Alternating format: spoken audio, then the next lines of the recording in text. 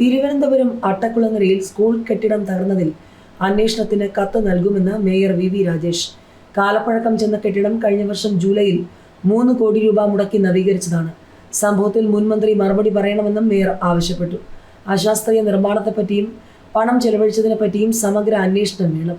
3 കോടി മുടക്കി നവീകരിച്ചതിന്റെ ശിലാഫലകം കെട്ടിടത്തിൽ തന്നെയുണ്ട്. കോർപ്പറേഷൻ ഫിറ്റ്നസ് നൽകിയിട്ടില്ല. അടിസ്ഥാന സൗകര്യങ്ങൾ നിർമ്മിച്ചു നൽകുക എന്നത് കോർപ്പറേഷന്റെ ഉത്തരവാദിത്വമാണെന്നും അത് ചെയ്തിട്ടുണ്ടെന്നും മേയർ വ്യക്തമാക്കി. സംസ്ഥാന സർക്കാരിന്റെ ഒരു കെട്ടിടം സ്കൂളിൽ പ്രവർത്തിക്കുന്നുവെന്ന് കരുതി ഈ സ്കൂളിനെ നോക്കാതിരിക്കാൻ പറ്റില്ല.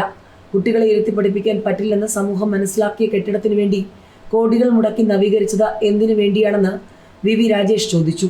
അട്ടക്കുളങ്ങര സെൻട്രൽ ഹൈസ്കൂളിന്റെ ഒരു ഭാഗം തിങ്കളാഴ്ച വൈകിട്ട് ഇടിഞ്ഞു വീഴുകയായിരുന്നു. SSA ഓഫീസിന്റെ ഭാഗമാണ് തകർന്നത്.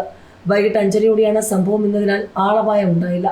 സംഭവത്തിൽ വിദ്യാഭ്യാസ മന്ത്രി N ഷംസുദ്ദീൻ ജില്ലാ വിദ്യാഭ്യാസ ഓഫീസറുടെ റിപ്പോർട്ട് തേടി.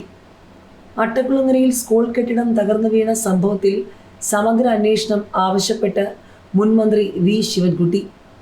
അട്ടക്കുളങ്ങര ഗവൺമെന്റ് സ്കൂൾ കെട്ടിടത്തിന്റെ മേൽക്കൂര തകർന്നു വീണ സംഭവം അതീവ ഗൗരവകരമാണെന്ന് മുൻ പൊതുവിദ്യാഭ്യാസ വകുപ്പ് മന്ത്രി വി ശിവൻകുട്ടി. കുട്ടികളുടെ സുരക്ഷയുമായി ബന്ധപ്പെട്ട വിഷയമായതിനാൽ ഈ സംഭവത്തിൽ സമഗ്രമായ അന്വേഷണം അനിവാര്യമാണെന്ന് അദ്ദേഹം വ്യക്തമാക്കി. കെട്ടിടത്തിന് തിരുവനന്തപുരം കോർപ്പറേഷൻ അധികൃതരിൽ നിന്നും കൃത്യമായ ഫിറ്റ്നസ് സർട്ടിഫിക്കറ്റ് ലഭിച്ചിട്ടുണ്ടോ എന്ന് പരിശോധിക്കണമെന്നും ശിവൻകുട്ടി കൂട്ടിച്ചേർത്തു.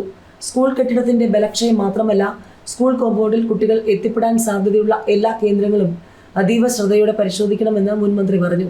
സ്കൂളുകളുടെ സുരക്ഷയുമായി ബന്ധപ്പെട്ട് കർശനമായ മാനദണ്ഡങ്ങൾ പാലിക്കുന്നുണ്ടെന്ന് ഉറപ്പാക്കാൻ വിദ്യാഭ്യാസ വകുപ്പ് തയ്യാറാകണമെന്നും വി ശിവൻകുട്ടി ആവശ്യപ്പെട്ടു.